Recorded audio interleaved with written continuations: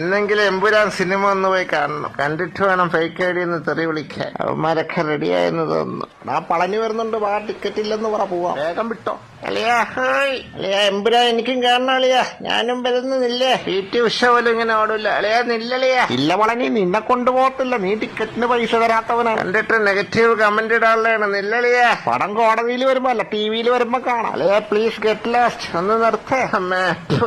ആരടാ കടൽവെള്ളത്തില് മൂത്രയിച്ചു? എമ്പുരാനേ.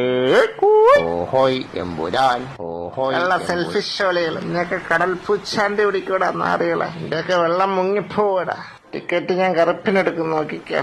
Chess board കൊണ്ട് മുണ്ട് വെച്ച മിസ്റ്റർ കണയൻ എന്നെ സിനിമയ്ക്ക് കൊണ്ടുകൊണ്ടെന്ന് ഞാൻ അവരടുത്ത് പറഞ്ഞോടാ. ഞാൻ പറഞ്ഞു.